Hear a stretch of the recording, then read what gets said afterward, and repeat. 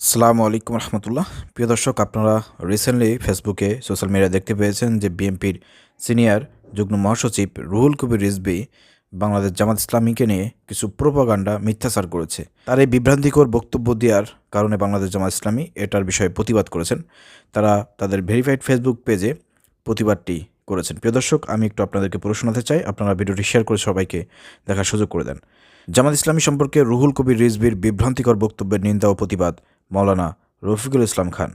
29শে December বিএনপির যুগ্ম মহাসচিব রুহুল কবির রিজভী ভারতের সাথে সম্পর্ক উন্নয়নে হাসিনাকে ক্ষমা করতে চায় জামাত মর্মে যে বক্তব্য প্রদান করেছেন তার নিন্দা ও প্রতিবাদ জানিয়ে বাংলাদেশ জামাত ইসলামীর সহকারী সেক্রেটারি জেনারেল মাওলানা রফিকুল ইসলাম খান প্রদত্ত এক বিবৃতিতে বলেন, বিএনপি নেতা জনাব রুহুল কবির রিজভী জামাত ইসলামী সম্পর্কে ভারতের সাথে সম্পর্ক উন্নয়নে হাসিনাকে ক্ষমা করতে চায় জামাত মর্মে যে বক্তব্য দিয়েছে তা বিভ্রান্তিকর, ভিত্তিহীন ও রাজনৈতিক উদ্দেশ্য প্রণোদিত। বিবৃতিতে তিনি আরও বলেন, জনাব রুহুল কবির রিজভী জামাত ইসলামের দিকে ইঙ্গিত করে বলেছেন, ৫ই আগস্টের পর একটি রাজনৈতিক দলের আত্মসাৎ দেখেছে জনগণ। কারা পায়ের রক কাটে তাদের চিনে জনগণ। ঘোলাপানিতে মাছ শিকারের চেষ্টা করেছে ৭১-এর বিরোধিতাকারী জামাত। জনাব রিজভীর এই জাতীয় বক্তব্য বিগত কয়েক দশক যাবৎ প্রচার করা হচ্ছে। রক কাটা, ঘোলাপানিতে মাছ শিকার, ৭১-এর বিরোধিতা, এসব বক্তব্য জনগণ বহু পূর্বেই প্রত্যাখ্যান করেছে। জনাব রিজভী জামাতের বিরুদ্ধে এসব কথা উচ্চারণ করে কী অর্জন করতে চান তা জনগণের কাছে স্পষ্ট নয়। জামাত রক কাটা ও ঘোলাপানিতে মাছ শিকারের রাজনীতি কখনও করেনি। তিনি জামাতের দিকে ইঙ্গিত করে ইসলাম নিয়ে রাজনীতি করেন। ইসলাম মানে তো বারবার মুনাফিকি করা না। তার এই বক্তব্য চরম মিথ্যাচার ছাড়া আর কিছুই নয়। জামাত ইসলাম নিয়ে রাজনীতি করে না। জামাত ইসলাম নিয়ে রাজনীতি করে না, ইসলামী আদর্শের ভিত্তিতে রাজনীতি করে জামাত। জামাত ইসলামী কখনও মুনাফিকি করেনি। জামাত দেশের মানুষের অধিকার, আইনের শাসন, ন্যায় বিচার, মানবাধিকার ও ভোটের অধিকার প্রতিষ্ঠার জন্য আপোষহীনভাবে লড়াই করেছে। জামাত কখনও মুনাফিকির আশ্রয় নেয়নি। জনাব রিজভী অবশ্যই অবগত আছেন ২০১৮ সালে প্রতিষ্ঠিত জোটকে এড়িয়ে ভিন্ন মতের লোকদের সাথে জোট করে ক্ষমতায় যাওয়ার জন্য যে ঐক্য করা হয়েছিল তা কি জাতির সাথে মুনাফিকি নয়? জনগণ এই রাজনৈতিক ছন্দপতনের ইতিহাস ভুলে যায়নি। তিনি ভারতের সাথে সুসম্পর্ক উন্নয়নে শেখ হাসিনাকে ক্ষমা করতে চায় জামাত মর্মে যে বক্তব্য দিয়েছেন তাতে জনগণ বিস্মিত।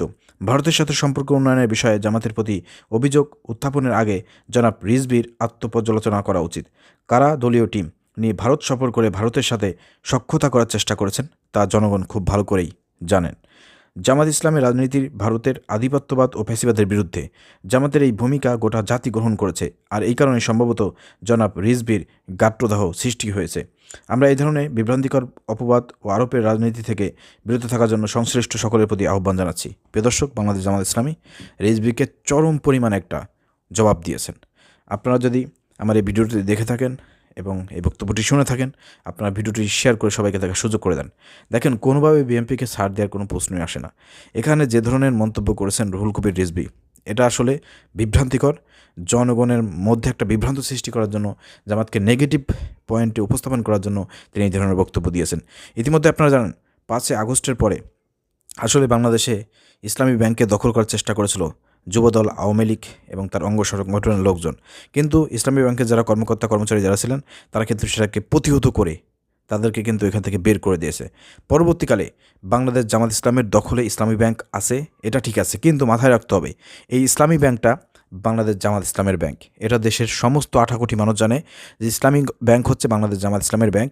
এই ব্যাংকটাকে পূর্বে শেখ হাসিনা এবং তার আমলের লোকজন এই ব্যাংকটিকে তারা ডাকাতি করেছিল, এটা লুটে পুটে তারা খেয়েছে, শেষ করে দিয়েছে। পরবর্তীকালে এই ৫ই আগস্টের পরে জামাতের ব্যাংক জামাতের কাছে এসেছে, জামাত দ্বারা নিয়ন্ত্রিত হচ্ছে, জামাতের লোকজন দ্বারা এটা নিয়ন্ত্রণ করতেছে।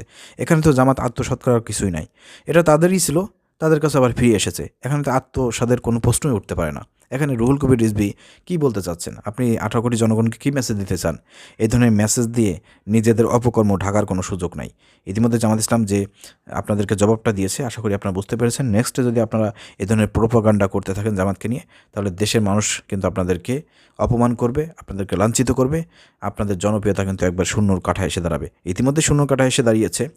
এরপরে আপনারা আসলে জামাতের বিরুদ্ধে বক্তব্য দেওয়া শুরু করছেন। আপনারা দেখতে পাচ্ছেন যে চারিদিকে জামাত আর জামাত, জামাত নিয়ে আলোচনা হচ্ছে, জামাতকেই মানুষ আগামীতে ক্ষমতায় দেখতে চায়।